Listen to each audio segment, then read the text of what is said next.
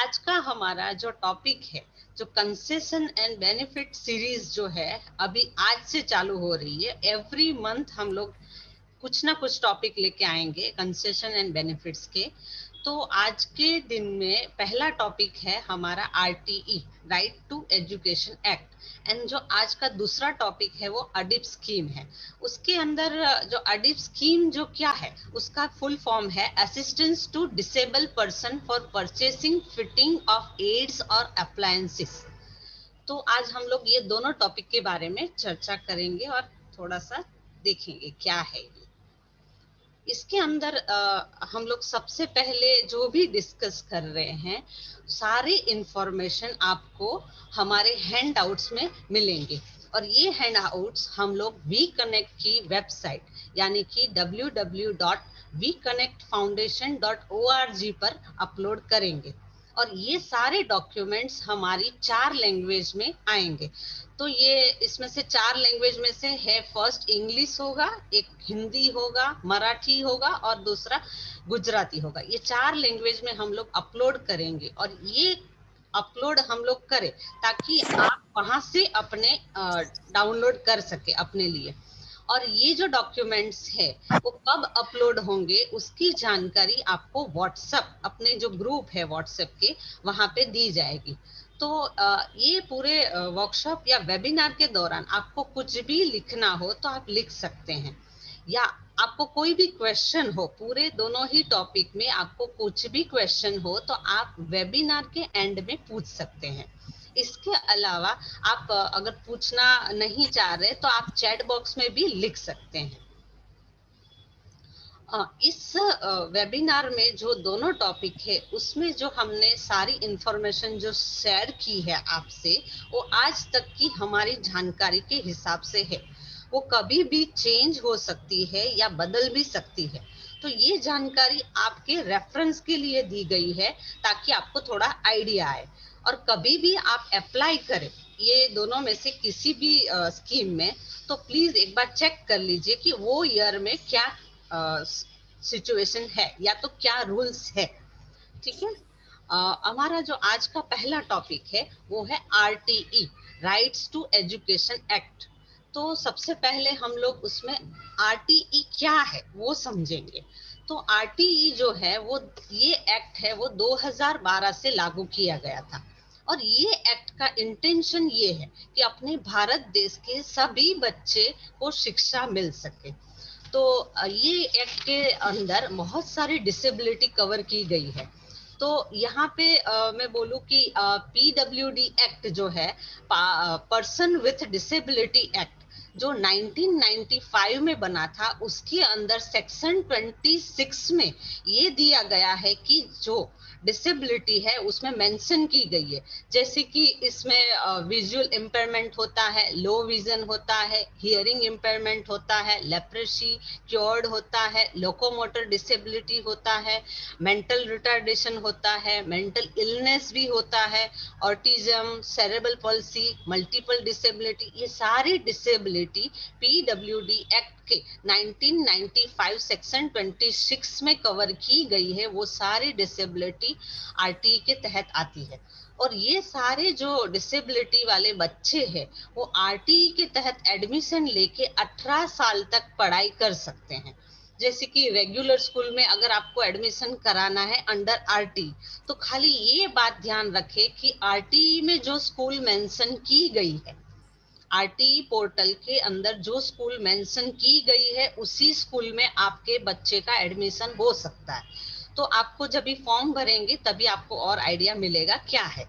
और जिस बच्चे को किसी भी प्रकार की डिसेबिलिटी नहीं होती है, वो बच्चे 14 साल तक पढ़ाई कर सकते हैं अंडर आरटीई एक्ट।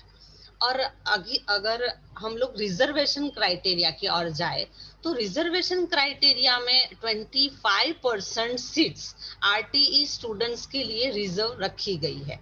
इसमें 2 सेक्शन आते हैं। 25% सीट के अंदर 2 सेक्शन है। पहला जो है वो डिसएडवांटेज ग्रुप है। डिसएडवांटेज ग्रुप में ये है कि उसके लिए 19%, 25 में से 19% सीट जो है वो डिसएडवांटेज ग्रुप के लिए दी गई है। और बाकी के जो 6% सीट से हैं वो वीकर सेक्शन यानी कि जो बिलो पुअर्टी लाइन में आते हैं, जो नॉर्मल है बच्चे, जो बहुत पुअर कंडीशन में है, उनके लिए रिजर्व किया गया है। तो इनमें से अपने जो बच्चे हैं वो डिसएडवांटेज ग्रुप में आते हैं, और इसके अलावा हमारे जो डिसेबल बाकी जो है वो भी डिसएडवांटेज ग्रुप में आते हैं। इसके अलावा 19% जो पूरा है उसमें अनाथ बच्चे आते हैं, जिनको HIV इन्फेक्टेड हो चुके हैं वो भी आते हैं, डिसेबल जैसे मैंने बोला सारे डिसेबिलिटी वाले बच्चे भी इसमें आते हैं। माइग्रेंट जो है कहीं और स्टेट से कहीं आए, यहाँ पे आए या कहीं और गए, उनके भी बच्चे आ सकते हैं यही ग्रुप में। या तो स्ट्रीट चिल्ड्रंस है, वो सारी जो ये मैंने जो अभी बताया वो सारे 5% कैटेगरी में आ जाते हैं। डिसएडवांटेज के 19% में से 5% इन सब के लिए दिया गया। उसमें से बाकी जो बचे 14%, उसमें से 10% जो है वो ST में शेड्यूल्ड कास्ट के लिए दिए गए हैं, और ST जो है वो शेड्यूल्ड ट्राइब आता है, उसके लिए 4% सीट रिजर्व की गई है। और मैंने जो बोला 2 ग्रुप है, तो ये हुआ डिसएडवांटेज का बात। अभी जो बाकी का 6% था वो वीकर सेक्शन के लिए था। तो वीकर सेक्शन में 3 कैटेगरी आती है, OBC माना कि अदर बैकवर्ड क्लास, दूसरा जो है वो माइनॉरिटीज में आता है, और थर्ड जो है वो अदर कास्ट में आता है। तो ऐसे हमारा यहाँ पे सीट का रिजर्वेशन किया गया है। तो एज सच मैंने बोला कि डिसएडवांटेज ग्रुप में हम लोग आते हैं, यानी कि सारे अलग अलग टाइप की डिसेबिलिटीज आती है, उनके लिए 3% सीट्स रिजर्व की गई है under PWD act, person with disability act 1995 section 2I में ये चीज मेंशन की गई है कि 7 टाइप की डिसेबिलिटी, जैसे कि locomotor disability, blindness, site impairment, hearing impairment, autism, cerebral palsy आता है, और मेंटल रिटार्डेशन, ये सारी 7 टाइप की डिसेबिलिटी 3% सीट्स के अंदर कवर होती है। तो यहाँ पे हमारे बच्चे भी 3% सीट्स के अंदर आ जाते हैं। हियरिंग इम्पेयरमेंट है वो 3% सीट्स के अंदर कवर हो जाता है। इसके अलावा अगर हम लोग एलिजिबिलिटी क्राइटेरिया देखें तो हमारे बच्चे का बेंचमार्क डिसेबिलिटी, ये जो बेंचमार्क डिसेबिलिटी है वो PWD एक्ट 2016 में सेक्शन 2R में मेंशन की गई है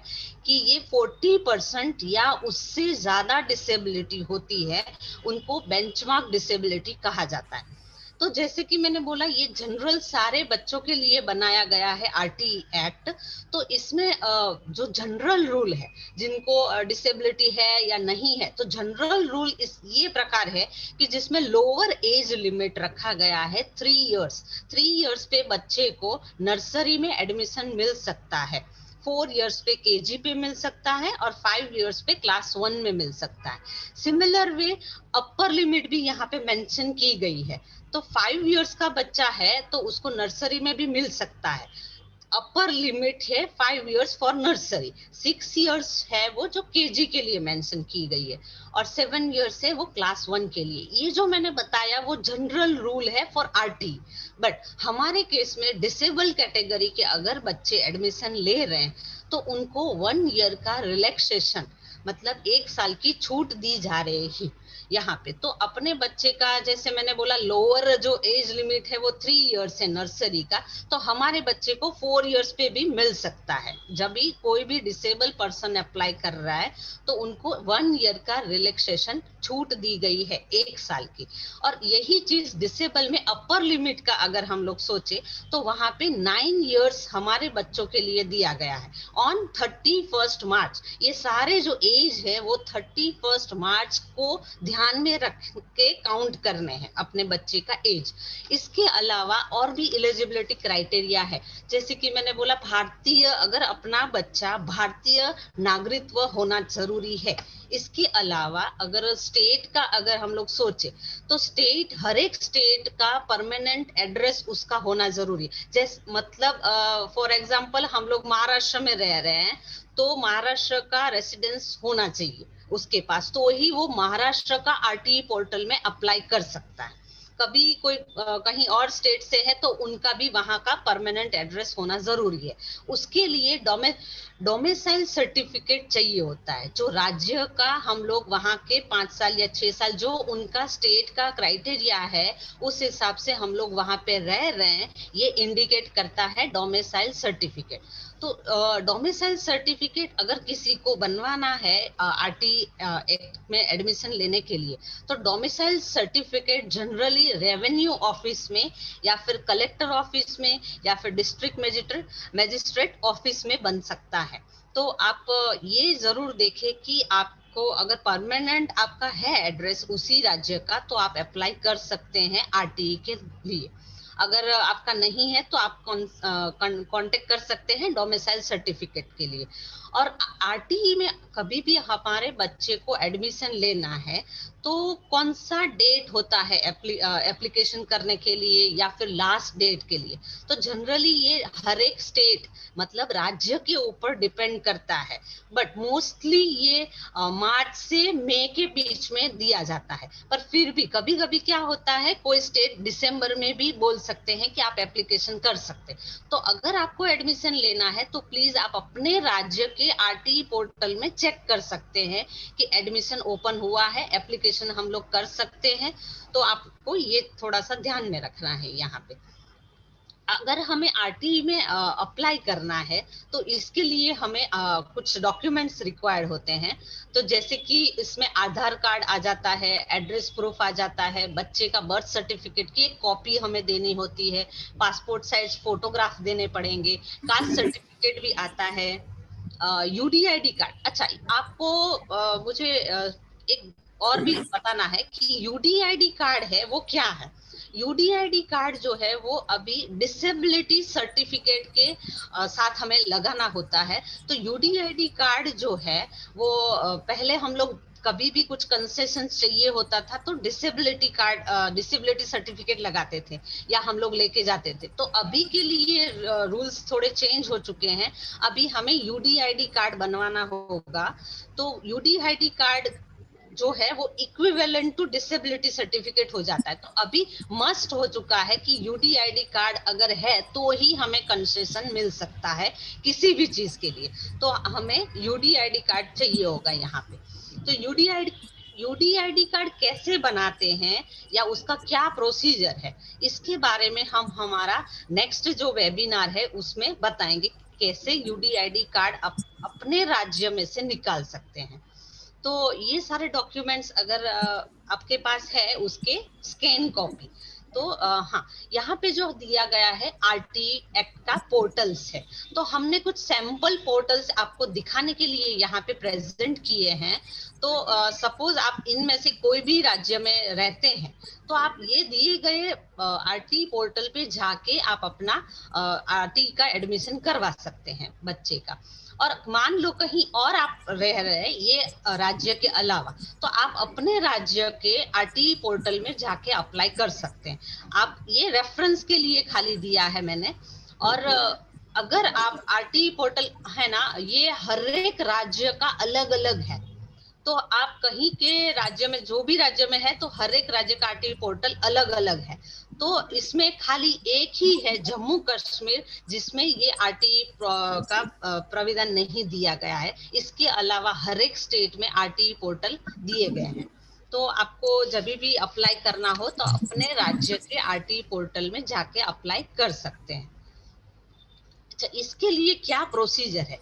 आपको अगर आरटी में अप्लाई करना है तो आप अपने राज्य के आरटी पोर्टल पे जाके ऑनलाइन एप्लीकेशन टैब जो है वहां पे क्लिक करना होता है। ऑनलाइन एप्लीकेशन पे आप गए तो तुरंत आपको पूछेगा कि अगर आप न्यू फर्स्ट टाइम एप्लीकेशन कर रहे हैं तो आपको न्यू रजिस्ट्रेशन टैब पे क्लिक करके अपने बच्चे के सारे डिटेल्स उसमें भरने होंगे। और जैसे ही आप अपने बच्चे के पूरे डिटेल्स भर के सबमिट करेंगे, तुरंत आपके रजिस्टर मोबाइल नंबर पे या फिर ईमेल आईडी पे, जो आपने न्यू रजिस्ट्रेशन कर रहे हैं उस टाइम पे आपने अपना मोबाइल नंबर जो डाला होगा या ईमेल आईडी, उस पे एक यूजर नेम एंड पासवर्ड आएगा। और ये यूजर नेम है वो आपको परमानेंटली याद रखना है। बट पासवर्ड जो है वो आप चेंज कर सकते हैं, तो तुरंत ही आपको स्क्रीन पे वो पॉपअप आ जाएगा कि आपको पासवर्ड चेंज करना है। अगर करना है, मेरे हिसाब से करना ज्यादा जरूरी है, ताकि आपका अकाउंट सेफ हो जाए। तो आप पासवर्ड जैसे ही चेंज करेंगे, तो उसके बाद आपको एक बड़ा सा, मैं आपको ये पूरा डिटेल कैसे भरना है वो मैं बाद में दिखाती हूँ कि कैसे होता है ये।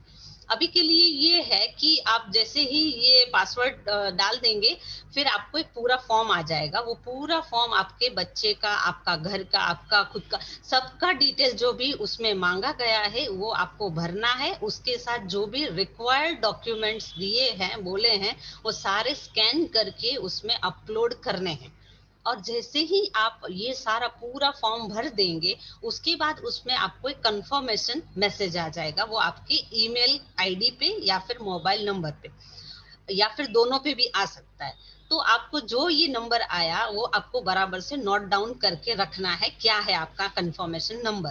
और जैसे ही सीट एलोकेशन का प्रोसीजर स्टार्ट होगा, तुरंत ही आपको एसएमएस आएगा आपके बच्चे को। जैसे ही सीट अलॉट की जाएगी, मतलब सीट दे दे दी जाएगी, तभी आपको एसएमएस आएगा आपके मोबाइल नंबर पे। और तुरंत आपको उसमें एडमिट कार्ड भी आएगा। तो वो एडमिट कार्ड प्रिंट करना है, उसमें कुछ मेंशन की गई होगी डेट। तो वो डेट और टाइम पे आपको बच्चे को लेके, उसके सारे ओरिजिनल डॉक्यूमेंट्स को लेके स्कूल में, जो आपने जब भी फॉर्म भरा था तभी आपने जो स्कूल सिलेक्ट किया था, वो ही स्कूल में आपको जाना है, सारे ओरिजिनल डॉक्यूमेंट्स लेके। और इसके अगर कोई कारण सर आप वो टाइम पे या वो दिन पे नहीं जा पाए, तो आपका एडमिशन कैंसल भी हो सकता है। और सपोज कुछ ऐसा है कि आप टाइम पे भी पहुंच गए, बट कुछ ना कुछ डॉक्यूमेंट्स में अगर कुछ इश्यूज आ रहे हैं स्कूल में, तो आपका एडमिशन कैंसल हो सकता है वहां पर भी। तो ये सारा जो मैंने अभी जो बताया, ये पूरा आरटी के एक्ट के लिए जो प्रोसीजर था, ये है। अच्छा, अभी मुझे एक और चीज बतानी है कि आरटी फॉर्म में अगर हम लोग को अप्लाई करना है तो कैसे करना है। तो उसका एक प्रोसीजर है जो मैं आपके साथ शेयर करूंगी, कैसे होता है। मेरे पास एक सैंपल है कि कैसे करते हैं। जैसे कि मैंने यहाँ पे मैं जो दिखा रही हूँ, वो महाराष्ट्र का है, तो आप उस हिसाब से आपको थोड़ा समझ में आएगा कि कैसे होता है ये ऑनलाइन एप्लीकेशन भरना।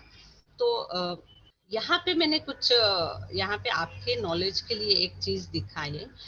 ऐसा कुछ सपोज हम लोग महाराष्ट्र से अप्लाई कर रहे हैं, तो आपको महाराष्ट्र का ऐसा एक आरटीई पोर्टल का पेज दिखेगा, वहां पे आपको जाना है। तो ये मैंने जो बताया था आरटीई का पोर्टल कौन सा है महाराष्ट्र के, वहां से ये लिया है मैंने। तो यहाँ पे अगर आप करेंगे तो हाँ, सबसे पहले ये जो है वो महाराष्ट्र का आरटी पोर्टल का वेबसाइट है। तो यहाँ पे जाएंगे, फिर आपको फर्स्ट पेज ऐसे ओपन होगा। ये आरटी पोर्टल का महाराष्ट्र का पेज है, आपको अपने स्टेट का ओपन करना होगा जब भी आप अप्लाई करें। तो ये इसमें आपको ये 25% का जो है वो पोर्टल दिया है कि यहाँ पे रिजर्वेशन दिया है, जो आपको डिटेल में और मैंने बता दिया है क्या है। तो इसमें सबसे पहले यहाँ पे दिया है ऑनलाइन एप्लीकेशन। तो ये जो यहाँ पे जो ऑनलाइन है, वहां पे आपको क्लिक करना है। सबसे पहले मैंने बोला था ऑनलाइन एप्लीकेशन पे क्लिक करना है। उसके बाद ये सारा जो डिटेल से आप पढ़ सकते हैं क्या क्या है इसके अंदर। फिर आपको ऐसा कुछ स्क्रीन में दिखेगा जहाँ पे लिखा होगा कि अगर आप फर्स्ट टाइम अप्लाई कर रहे हैं तो न्यू रजिस्ट्रेशन पे क्लिक करना है।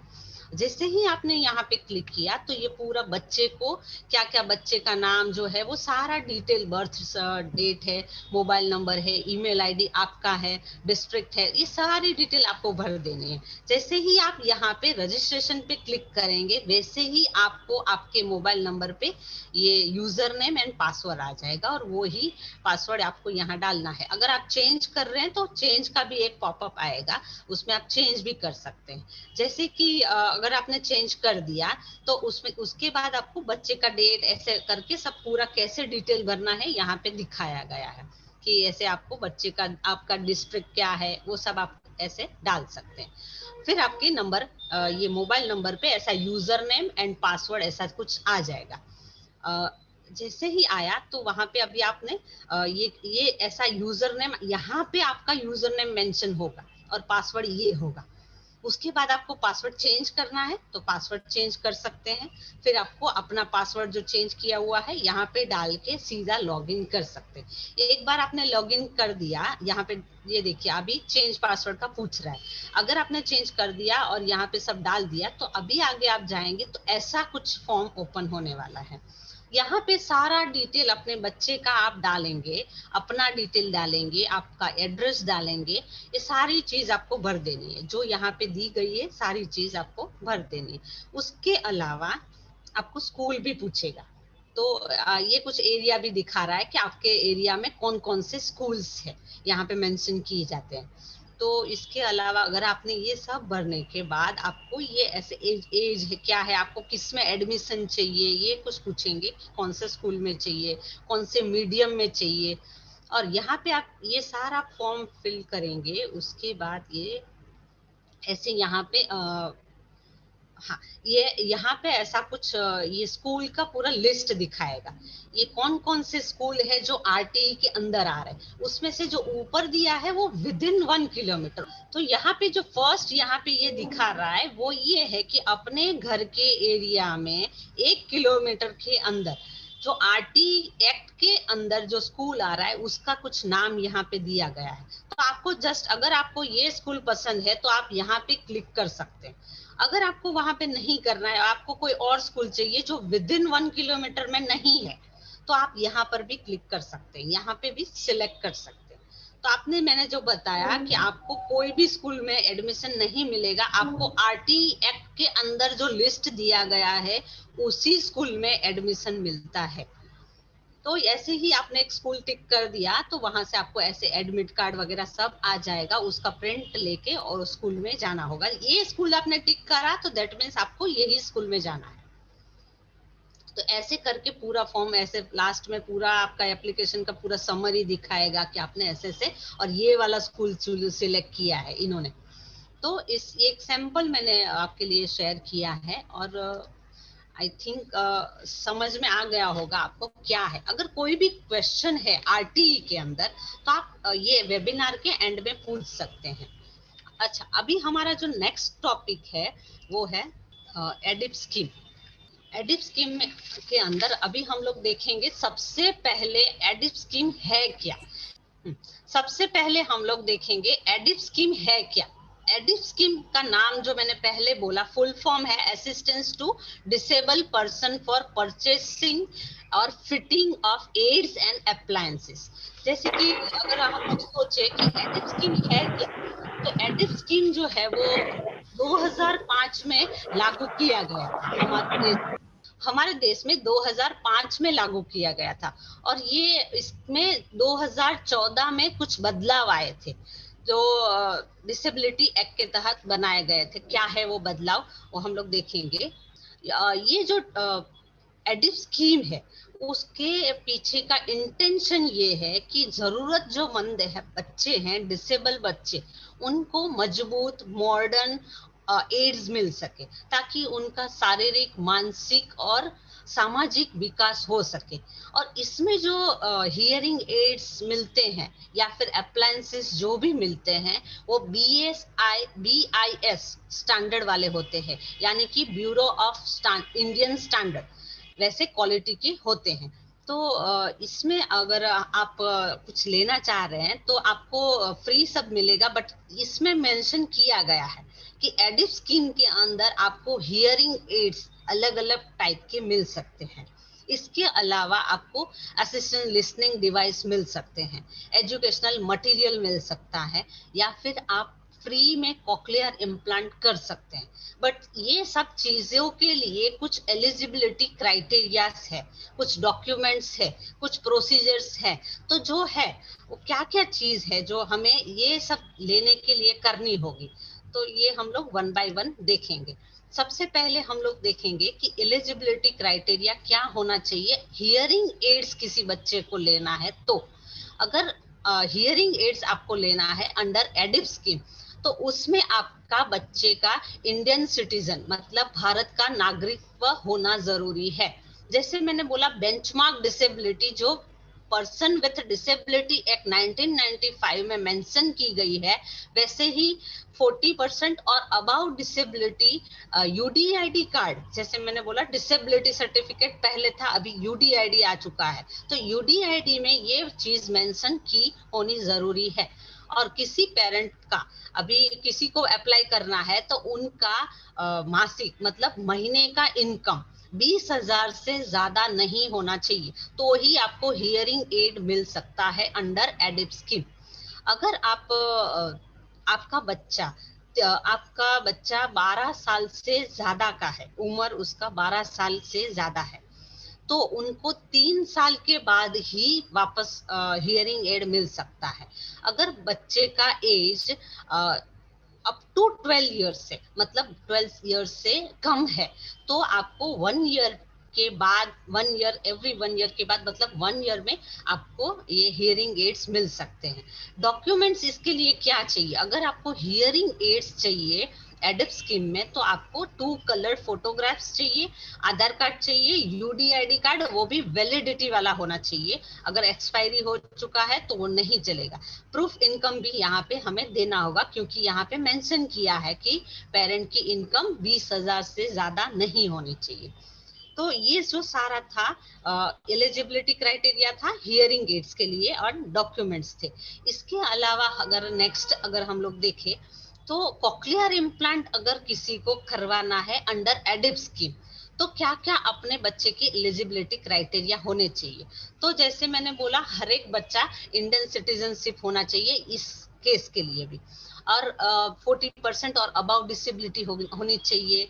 अपने बच्चे को बाइलेटरल यानी कि दोनों कान से कम सुनाई देना, सिवियर टू प्रोफाउंड लॉस होना जरूरी है।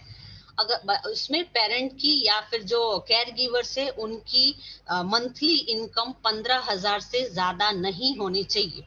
अगर बच्चा 5 ईयर्स से छोटा है और उसको प्री लिंगुअल हियरिंग लॉस है, प्री लिंगुअल हियरिंग लॉस का मतलब ये है कि बच्चा बर्थ हुआ, उसके मतलब बर्थ से ही उनको सुनाई नहीं दे रहा है, बर्थ से बाय बर्थ सुनाई नहीं दे रहा है, उसको 1 ईयर का एक छूट दी गई है कि एक्सटेंड कर सकता है।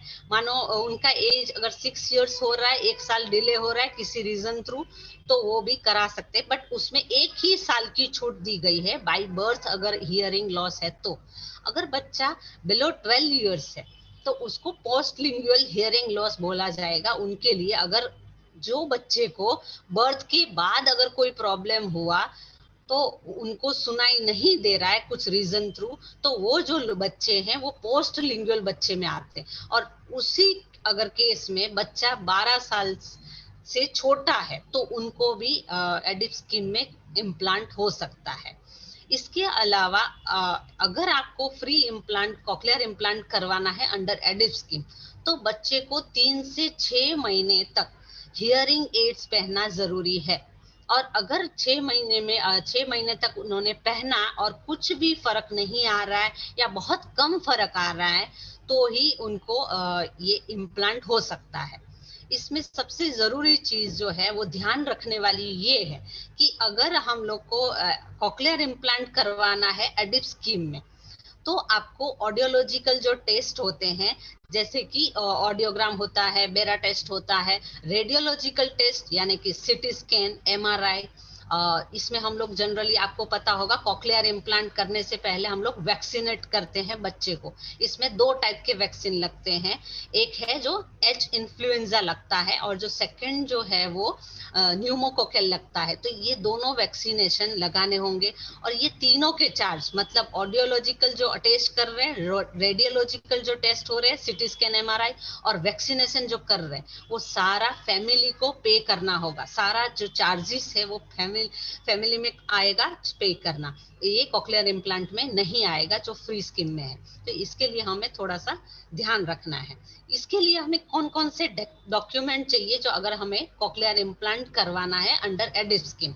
तो जो ये जो हमारा एक्सप्लेनेशन खत्म होगा एडिप स्कीम का, उसके बाद में आपको एक फॉर्म दिखाऊंगी कि ये ऑफलाइन भी आप भर सकते हैं एडिप स्कीम के लिए। तो ये जो फॉर्म है वो आपको एडिप स्कीम जो है उसमें से ऑफिशियल जो वेबसाइट है एडिप स्कीम की, वहां से भी आप डाउनलोड कर सकते हैं, या फिर हमारे पास भी फॉर्म की कॉपी है, वो हमारी वेबसाइट पे हम लोग अपलोड कर देंगे, तो आप वहां से भी डाउनलोड कर सकते हैं ये फॉर्म। तो ये फॉर्म जो मैं अभी बोल रही हूँ, ये फॉर्म आपको प्रॉपरली फिल करना होगा। उसके साथ आपको बच्चे का बर्थ सर्टिफिकेट की एक कॉपी, इनकम सर्टिफिकेट आपको देना है, यूडीआईडी कार्ड जो डिसेबिलिटी सर्टिफिकेट के इक्विवेलेंट अभी हो चुका है, यूडीआईडी कार्ड मस्ट है। तो ये यूडीआईडी कार्ड भी हमें देना होगा, उसका कॉपी, वो भी वैलिडिटी वाला होना जरूरी है। आधार कार्ड चाहिए होता है, बच्चे का फोटोज चाहिए। इसमें क्लिनिकल रिपोर्ट्स भी इंक्लूडेड है। तो इसमें हमें ऑडियोलॉजिकल जो रिपोर्ट्स हैं, स्पीच एंड लैंग्वेज के जो रिपोर्ट्स है, साइकोलॉजिकल रिपोर्ट्स, ये सारे अटैच करने होते हैं। इसके अलावा रेडियोलॉजिकल रिपोर्ट्स, सीटी स्कैन बच्चे का, एमआरआई, वैक्सीनेशन का रिपोर्ट जो हम लोग ने एच इन्फ्लुएंजा और न्यूमोकोकल जो लगाया है उसका रिपोर्ट भी अटैच करना होता है। इसके अलावा बाकी के मेडिकल एवोल्यूशन रिपोर्ट जैसे कि ENT, neurologist, paediatricians, registered medical professional जो रहते हैं, वो सारे एवोल्यूशन रिपोर्ट्स भी अटैच करने होते हैं। इसके अलावा अगर कोई अदर रिपोर्ट्स होते हैं, मेडिकल रिपोर्ट्स, वो भी आपको अटैच करने होते हैं कॉकलियर इम्प्लांट के लिए। अगर ऐसा कुछ है कि ऐसा भी होता है कि कोई कोई केस ऐसे हैं कि जिसमें रिजेक्शन हो जाता है, उनको कॉकलियर इम्प्लांट के लिए मना कर देते हैं, तो वो कौन कौन से केसेस है जिसमें कॉकलियर इम्प्लांट ये स्कीम में नहीं आता है, इसके बारे में थोड़ा सा देखेंगे। तो ऐसे केसेस के जहाँ पे कॉकलियर इम्प्लांट का एडिप स्कीम में रिजेक्शन हो जाता है, मतलब कैंसिल किया जाता है, वो कौन कौन से क्राइटेरिया है।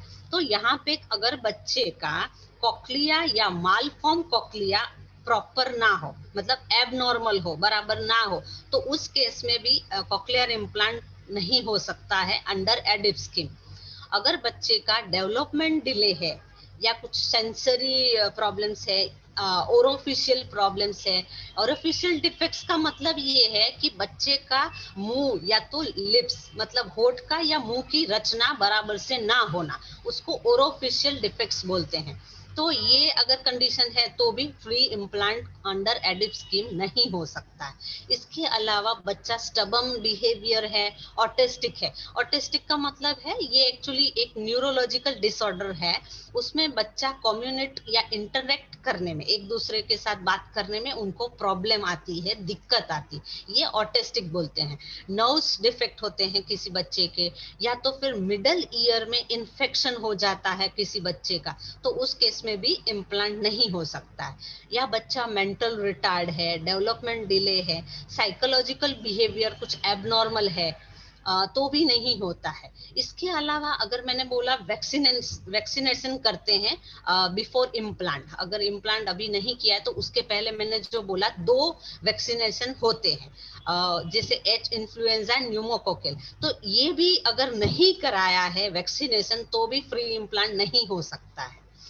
इसके अलावा एक और चीज है जो बहुत इंपॉर्टेंट है, जो आपको ध्यान में रखनी है, कि अगर आप एडिप स्कीम में अप्लाई कर रहे हैं फ्री इम्प्लांट के लिए, तो आपको दूसरी कोई भी स्कीम में जो फ्री इम्प्लांट करती हो, दूसरी कोई भी स्कीम में आप अप्लाई नहीं कर सकते।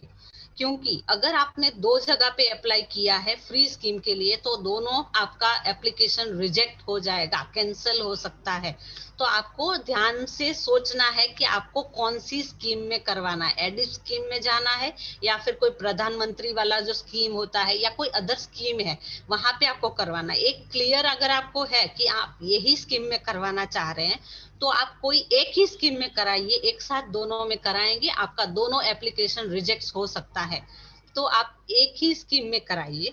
और इसके अलावा ये सारे जो क्राइटेरिया हमने देखे वो एक्सक्लूजन क्राइटेरिया थे, मतलब हमारा कौन कौन से ऐसे केसेस है वहां पे कॉकलियर इम्प्लांट नहीं हो सकता है।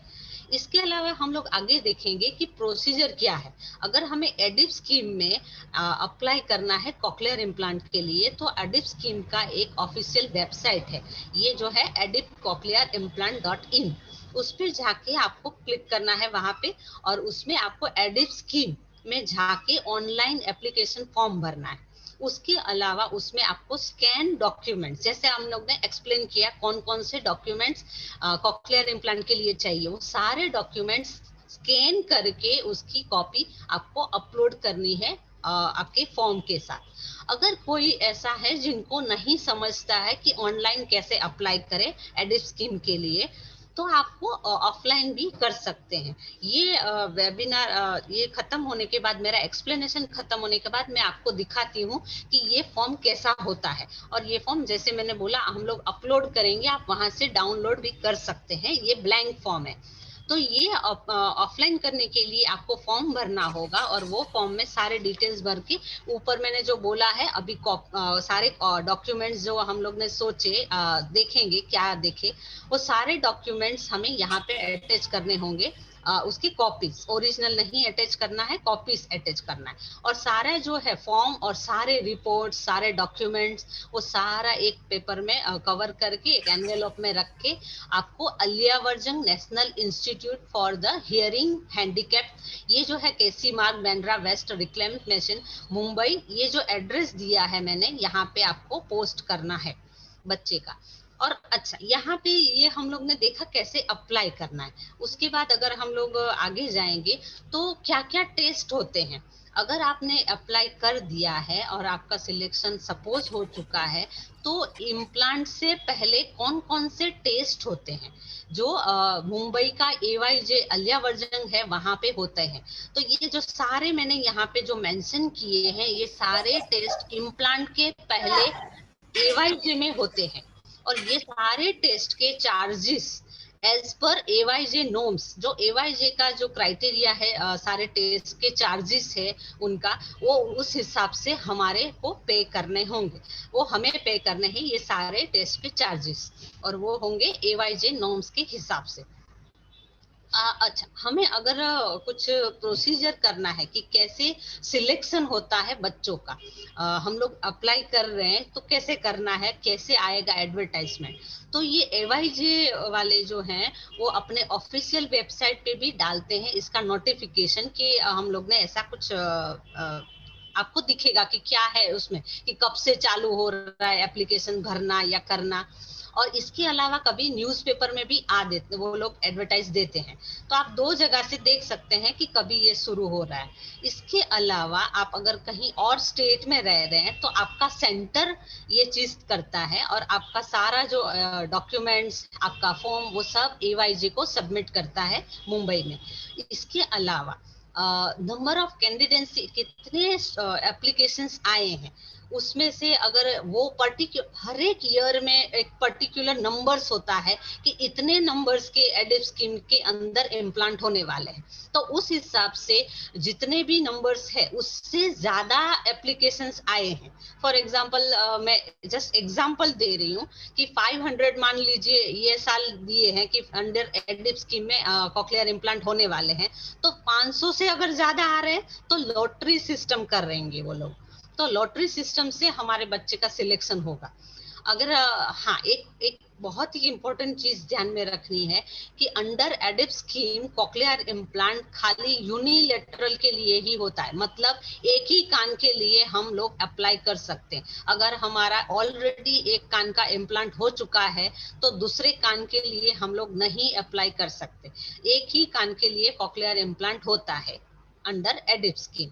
अच्छा, यहाँ पे हम लोग देखेंगे कि अगर हम लोग ने अप्लाई कर दिया, हमारा इम्प्लांट हो चुका है, तो इम्प्लांट के होने के बाद AVT कैसे होता है, मैपिंग कैसे होता है।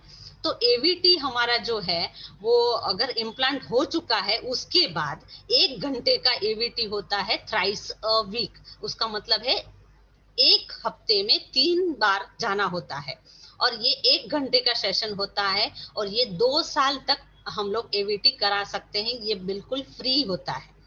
और ये जो है सेकंड जो है वो मैपिंग है।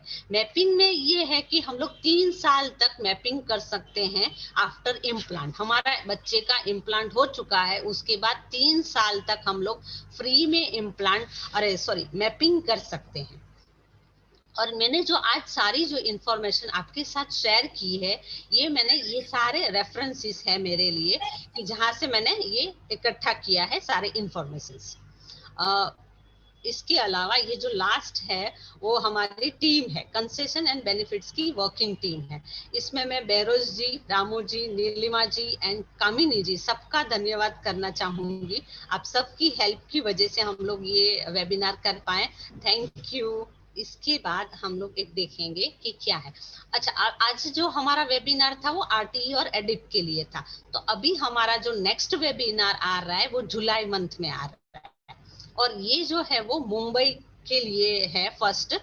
उसके बाद हम लोग पूना, मराठवाड़ा, विदर्भ, धुले में 17 जुलाई को करने वाले हैं। तो ये सारे जो डेट्स है वो आप प्लीज ब्लॉक कर लीजिए अपने राज्य के लिए। आप जिस ही राज्य में रहते हैं उस राज्य का डेट आप अपने कैलेंडर में ब्लॉक कर दीजिए, ताकि आप उस दिन वेबिनार अटेंड कर पाए। और ये जो है पूरे जो स्टेट के हैं वो हर एक के लिए हम लोग यूडीआईडी कैसे बनाना है, अपने राज्य में यूडीआईडी कैसे बनाते हैं, उसका प्रोसीजर, क्या डॉक्यूमेंट्स लगते हैं, क्या वैलिडिटी होती है, सब देखेंगे।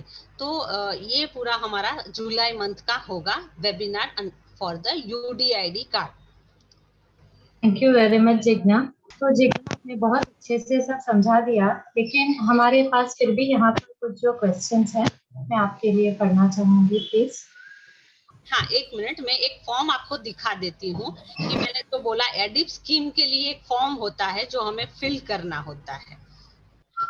ये जो फॉर्म है, ये मैंने बोला एडिप स्कीम में अगर आपको कॉकलियर इम्प्लांट करवाना है तो ये फॉर्म भरना पड़ता है, अगर आपको ऑफलाइन अप्लाई करना है तो। ये पूरा फादर का डिटेल है, मदर का है, बच्चे का है, सब डिटेल भर के यहाँ पे मेंशन भी किए हैं कि आपको कौन कौन से डॉक्यूमेंट्स अटैच करने हैं ये फॉर्म के साथ, जो मैंने उसमें मेंशन कर दिए हैं कि कौन कौन से डॉक्यूमेंट्स। ये फॉर्म भी हम लोग अपलोड कर देंगे हमारी वेबसाइट पे, तो आप वहां से डाउनलोड कर सकते हैं। थैंक यू बेरोज, आप पूछ सकते हैं। Thank you Jigna.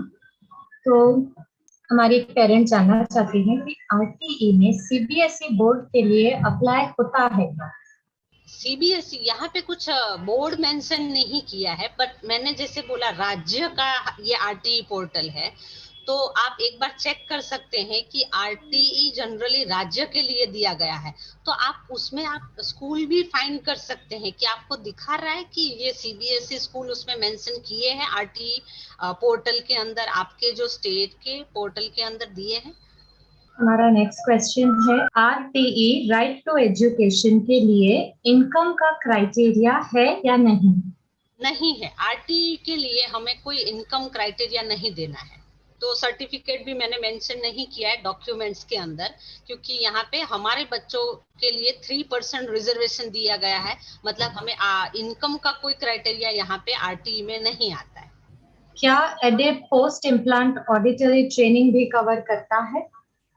Post implant और यहाँ पे एवीटी और मैपिंग होता है। अगर यहाँ पे मैं बोलूँ, फातिमा मैडम आंसर करेंगे क्या? यस जिग्ना, ये ऑडिटरी ट्रेनिंग और ऑडिटरी वर्बल थेरेपी ये सेम ही है, ये सिस थेरेपी मैपिंग अरे इम्प्लांट के बाद, तो डेफिनेटली ये कवर होता है। नेक्स्ट क्वेश्चन है, एक बार कॉकलियर इम्प्लांट सिविल में हो चुका है फ्री, तो क्या फिर से हो सकता है? नहीं, मैंने जो बोला कि अंडर एडिप स्कीम आप यूनिलेटरल इम्प्लांट करवा सकते हैं, मतलब एक ही कान का यहाँ पे होता है। और ऑलरेडी अगर कहीं से आपने करवा दिया है एक कान का, तो दूसरे कान के लिए नहीं हो सकता है under ADIP scheme. Next question है, आरटीई में कॉलेज एडमिशन होते हैं क्या आफ्टर? मैंने जैसे मेंशन किया कि आरटी एक्ट के तहत आप 18 साल तक बच्चा पढ़ाई कर सकता है। तो आपके बच्चे का अगर एज 18 साल से कम है तो आप अप्लाई कर सकते हैं। एडिप स्कीम के अलावा कोई अलग से डोनर या ऑर्गेनाइजेशन है क्या जो कॉकलियर इम्प्लांट में मदद मिल सके? फातिमा मैडम, आप आंसर करना चाहेंगे? हाँ, यहाँ पे मैं बोलना चाहूँगी कि बहुत सारे ऐसे ट्रस्ट ऑर्गेनाइजेशंस है जहाँ पे आपको फ्री इम्प्लांटेशन हो सकता है आपके बच्चे का, बट कम्प्लीटली जैसे सर्जरी वगैरह कम्प्लीटली फ्री हो वो ऐसे अनिवार्य नहीं है। आप कोशिश कर सकते हो, इम्प्लांट का कॉस्ट कवर हो जाता है लेकिन सर्जरी का कॉस्ट शायद आपको देना पड़े। तो आप अपने राज्य में ऐसे फ्री पोर्टल्स ज़रूर आप ध्यान रखिए और आप इसका फ़ायदा उठा सकते हो। जैसे यहाँ पे बॉम्बे में मुझे पता है जुपिटर हॉस्पिटल थाने में ये स्कीम फ्री ऑफ कॉस्ट चल रही है, तो वहाँ पे इवन सर्जरी कॉस्ट आपको नहीं देना है। मुझे दूसरे राज्यों के बारे में इतना पता नहीं है। यूडीआईडी कार्ड ही डिसेबिलिटी कार्ड है, ये दोनों क्या सेम है? यूडीआईडी कार्ड जो है वो अभी नया है। जैसे हमारा पैन कार्ड कैसे होता है छोटा सा, बैंक का एटीएम कार्ड होता है, वैसा दिखने में लगेगा वो यूडीआईडी कार्ड। जैसे वो एक चीज बहुत ही इम्पोर्टेंट चीज है, जो यूडीआईडी कार्ड है वो पूरा ऑल ओवर इंडिया वैलिड है। जहाँ पे हम लोग को कैसा होता है कि डिसेबिलिटी कार्ड अगर महाराष्ट्र का है तो गुजरात में वैलिड नहीं होगा या राजस्थान में वैलिड, पर UDID card all over India valid है। और अभी के लिए गवर्नमेंट ने UDID card for disable person mandatory कर दिया है। तो अभी डिसेबिलिटी सर्टिफिकेट को नहीं देना है, बट हाँ यूडीआईडी जरूर हमें सबमिट करना है। तो ही सारे कोई भी कंसेशंस मिल सकते हैं। यहाँ पे मैं ज़रा ऐड करूँ, ये यूडीआईडी कार्ड जैसे हमारे बच्चों का एक सेकंड आधार कार्ड है, उसकी पहचान है। तो इसलिए ये यूडीआईडी कार्ड ये नेशनल लेवल पे मान्यता रखेगा। Thank you. आरटीआई में अप्लाई करने के बाद बच्चे कितने एज तक पढ़ सकते हैं? डिसेबल बच्चों के लिए 18 इयर्स दी गई है ये वहां पे लिमिट, तो 18 साल तक अंडर आरटीई पढ़ सकते हैं वो। अगला सवाल है, central schools and army schools भी आरटीआई में आती हैं क्या?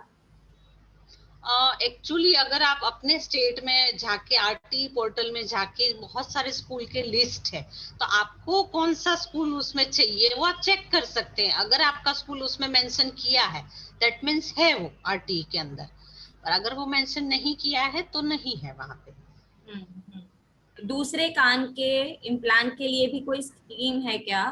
नहीं है, सच नहीं है अभी के लिए, क्योंकि यूनिलेटरल मैंने जैसे बोला एडिप स्कीम में खाली एक ही कान का इम्प्लांट होता है। तो ऑलरेडी अगर आपने एक बार कर दिया है तो दूसरी बार नहीं मिलेगा कुछ।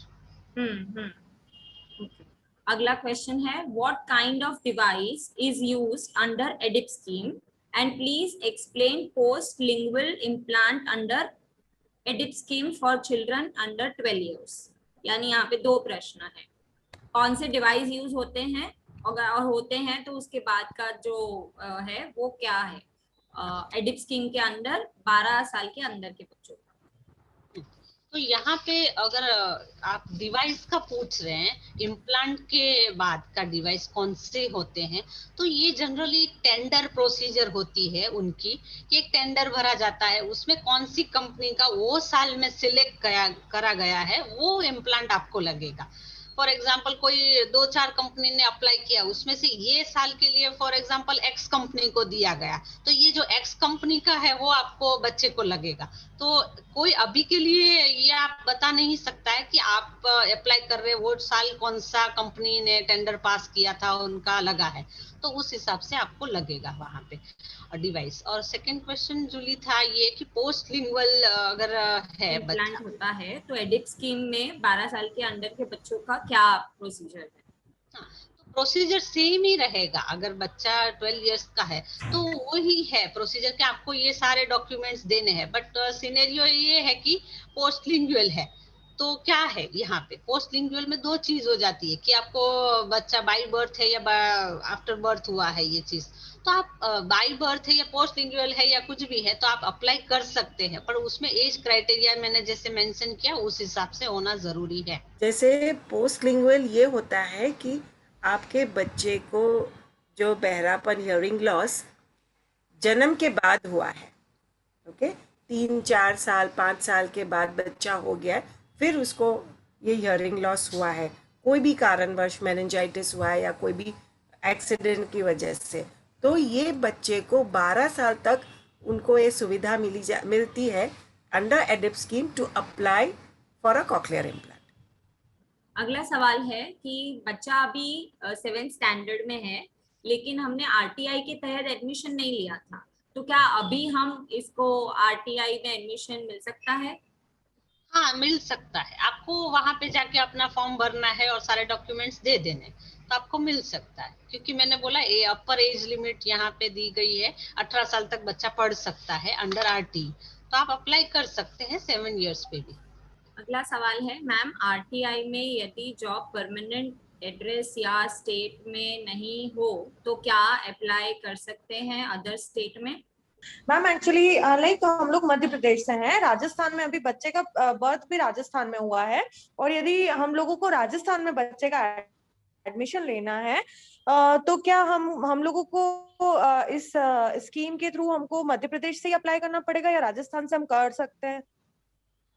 अच्छा, तो आप सपोज राजस्थान अभी रह रहे हैं, तो उसके लिए आपको, आप एक्चुअली बिलोंग कर रहे हैं, आपका परमानेंट एड्रेस मध्य प्रदेश का है, तो राजस्थान में आप कितने सालों से रह रहे हैं ये देखा जाएगा। इसके लिए आप हर एक राज्य का अलग अलग डोमिसाइल सर्टिफिकेट आपको देना होगा, और डोमिसाइल सर्टिफिकेट का कुछ क्राइटेरिया है कि आप कितने साल से राजस्थान में रह रहे हैं। मान लीजिए अगर राजस्थान का क्राइटेरिया फॉर एग्जांपल 6 इयर्स हो, तो आपने 6 इयर्स से राजस्थान में रह रहे हैं, तो आपको डोमिसाइल सर्टिफिकेट मिलेगा।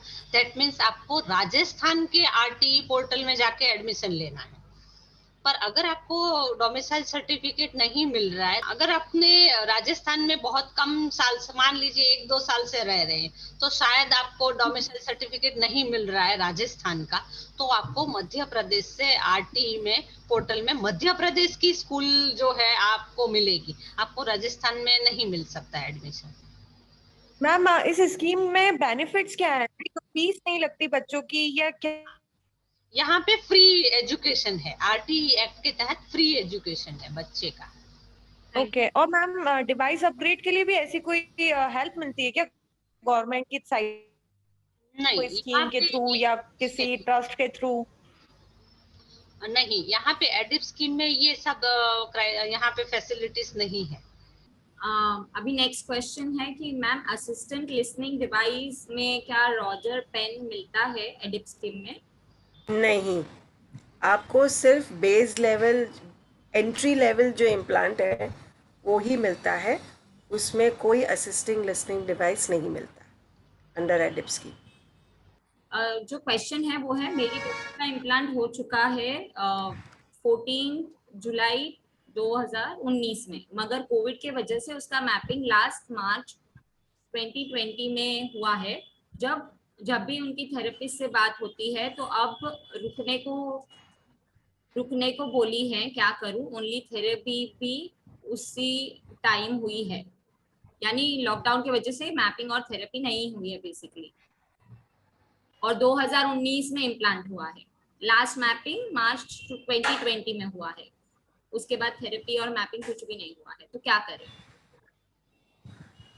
तो एक तो ये जैसे कि आप अपनी थेरेपिस्ट के से संपर्क में रहिए, ऑडियोलॉजिस्ट और थेरेपिस्ट, और अगर नहीं हो रहा है तो आपके नज़दीक में अगर कोई ऑडियोलॉजिस्ट और थेरेपिस्ट है जो आपकी बच्चे को ये फैसिलिटी दे सकते हैं, तो ज़रूर कांटेक्ट कीजिए, क्योंकि फिर बच्चे का ये बहुत इम्पोर्टेंट समय बीतता जा रहा है।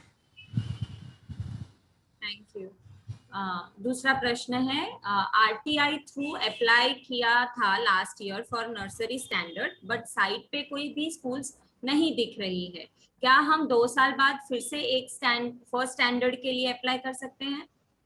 जरूर कर सकते हैं आप, ऐसा जरूरी नहीं है कि आप वन टाइम ही अप्लाई कर सकें, तो आप दूसरी बार भी ट्राई कर सकते हैं। अगर वो आरटी पोर्टल में अगर आपके नियर बाय स्कूल शायद कोई आ चुका हो तो आपको दिख सकता है वहां पे। अगला सवाल है, आरटीआई एक्ट में स्कूल के लिए कोई भी एज में अप्लाई कर सकते हैं क्या? हाँ, आप कोई भी एज पे कर सकते हैं, हाँ, पर 18 इयर्स से कम होना जरूरी है। दूसरा क्वेश्चन है, यूटीआरडी कार्ड या डिसेबिलिटी कार्ड दोनों बनवाने जरूरी हैं क्या, या फिर सिर्फ यूडीआईडी ही बनाएं? एक्चुअली यूडीआईडी ही अभी हो चुका है, अभी डिसेबिलिटी सर्टिफिकेट वो यूडीआईडी के साथ में आता है, बट मेन जो है वो यूडीआईडी कार्ड है। और आपको अगर इसके बारे में और जानकारी चाहिए तो हम लोग नेक्स्ट मंथ यूडीआईडी का ही वेबिनार करने वाले हैं हर एक स्टेट का, तो शायद आपको तभी ज्यादा आइडिया आएगा कि क्या है यूडीआईडी कार्ड। यूडीआईडी और डिसेबिलिटी सर्टिफिकेट के जो बेनिफिट होते हैं वो बच्चे को कौन से एज से मिल सकते हैं? नहीं, ये तो बहुत स्टार्टिंग से, जैसे मैंने बोला कि अगर आरटीई में आपको एडमिशन करना है नर्सरी में 3 इयर्स पे, तो वहां पर भी हमें यूडीआईडी कार्ड देना होता है। तो starting at the age of 3 years से भी स्टार्ट हो जाए, या फिर आपको उसके पहले भी ट्रेन में ट्रैवल कर, ट्रेन में तो ठीक है क्योंकि हम लोग को इतने छोटे बच्चे का टिकट्स नहीं लगता है, पर इसके अलावा आप कोई अलग चीजों का बेनिफिट्स लेना चाह रहे हैं, इम्प्लांट के लिए चाहिए आपको फॉर एग्जाम्पल, तो भी आपको यूडीआईडी कार्ड तो चाहिए ही होगा। तो आपको बाय बर्थ ही अगर हो सके तो बना ले तो अच्छा है। आरटीआई सिर्फ 8 स्टैंडर्ड तक ही एप्लीकेबल है क्या? अपने बच्चों के लिए, ये नॉर्मल जो बच्चे होते हैं आरटीई में एडमिशन के लिए, उनके लिए 8 स्टैंडर्ड या तो एलिमेंट्री एग्जाम तक होता है, पर अपने बच्चों के लिए 18 इयर्स दिया गया है। तो 18 इयर्स में मैं बोल सकती हूँ शायद 8 स्टैंडर्ड कवर हो जाता है। दूसरा क्वेश्चन है कि पहले कान का ऑपरेशन हमने कराया है तो दूसरे के लिए क्या हमको ये स्कीम में फायदा हो सकता है? एडिप स्कीम, हाँ। हाँ, दूसरे कान के लिए आपको एडिप स्कीम में आप अप्लाई नहीं कर सकते क्योंकि आपका ऑलरेडी इम्प्लांट हो चुका है, तो एक ही बार होता है एडिप स्कीम के लिए। तो इसके अलावा कोई और स्कीम है क्या, वो ये भी पूछ रही है। नहीं है इसके अलावा, क्योंकि जनरली एडिप स्कीम हो या कोई और फ्री स्कीम हो, उसमें एक ही कान का इम्प्लांट होता है, और ऑलरेडी आपका एक इम्प्लांट है तो दूसरे इम्प्लांट के लिए कोई स्कीम में नहीं होता है। एजुकेशन फ्री ऑफ कॉस्ट है क्या? हाँ है, आरटीई में फ्री ऑफ कॉस्ट एजुकेशन है। फ्री एजुकेशन में क्या इन्वॉल्व है, कविता पूछ रही है। आपको स्कूल के सारे फीस वगैरह नहीं भरने हैं, टर्म्स फीस जो भी है वो सब कवर हो जाता है अंडर आरटीई, तो आपको फीस नहीं भरने हैं स्कूल में। थैंक यू आयशा फीडबैक देने के लिए। तबस्सुम पूछ रही है कि यूडीआईडी कार्ड की वैलिडिटी कितने साल की होती है? यूडीआईडी कार्ड जनरली 5 इयर्स की वैलिडिटी होती है, बट परमानेंटली अपने बच्चे को परमानेंटली अगर डिसेबिलिटी है तो परमानेंट भी इश्यू होता है यूडीआईडी कार्ड। तो ये जनरल डिटेल है ना, मैं आपको नेक्स्ट वेबिनार में बताऊंगी क्या है ये। एक्चुअली ये छोटा सा, इतना छोटा सा कार्ड है, उसमें पी लेटर मेंशन करके आता है। पी का मतलब है परमानेंट डिसेबिलिटी। तो अपने यूडीआईडी जो बच्चे का कार्ड है उसमें अगर पी लिख के आया, दैट मीन्स वो लाइफ टाइम की वैलिडिटी है, उसमें ये एक्सपायर होने वाला कहानी नहीं आएगा, तो ये लाइफ टाइम कार्ड है अपने पास। बट अगर बच्चे के कार्ड में टी लिखा है, टी फॉर टेम्पररी, तो टेम्पररी दैट मीन्स 5 इयर्स की वैलिडिटी यहाँ पे होती है। और कब करना पड़ता है आरटीआई में अप्लाई, अगर हम स्टार्टिंग में नर्सरी में एडमिशन लेते हैं करते हैं, तो नर्सरी में एडमिशन लेना है तो कब अप्लाई कर सकते हैं? तो ये आरटी का जो एप्लीकेशन करने का डेट्स है या फिर लास्ट डेट है, जनरली मार्च से मई के बीच में होता है।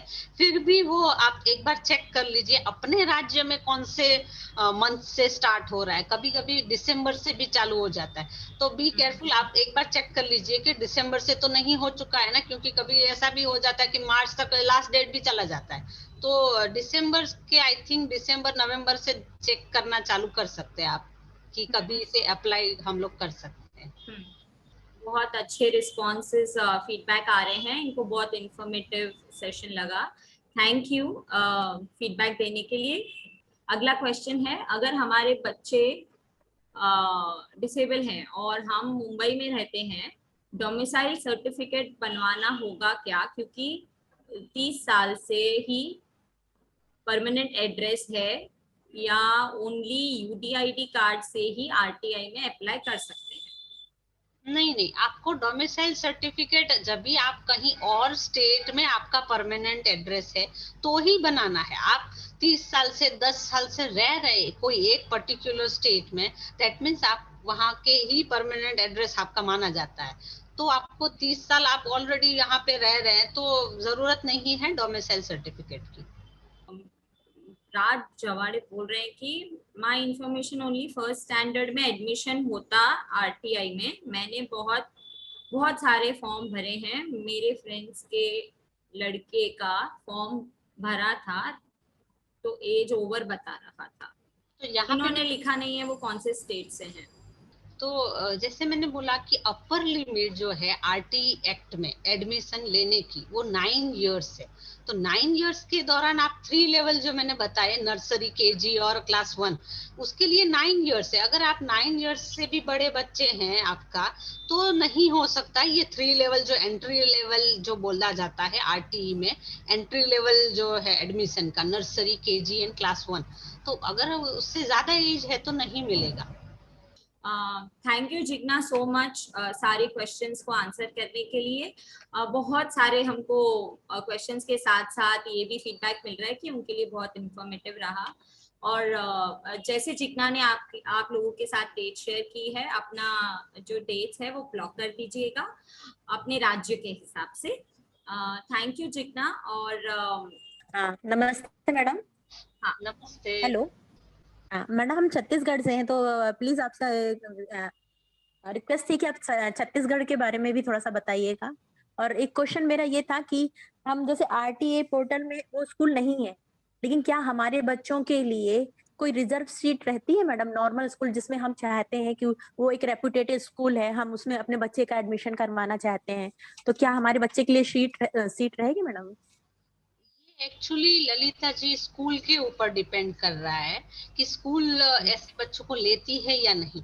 तो ऐसा जरूरी नहीं है और कंपलसरी भी नहीं है हर एक स्कूल के लिए। बट हाँ, आप चेक कर सकते हैं कि ये जो आप जो स्कूल में एडमिशन लेना चाह रहे हैं वो स्कूल में है क्या वो फैसिलिटीज या वो सीट्स रिजर्व की गई है।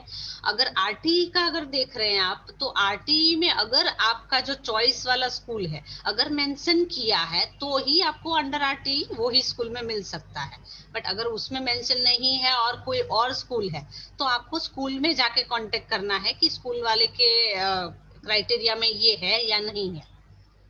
हेलो मैम, सॉरी मेरे को थोड़ा ना डोमिसाइल सर्टिफिकेट में थोड़ा कंफ्यूजन था।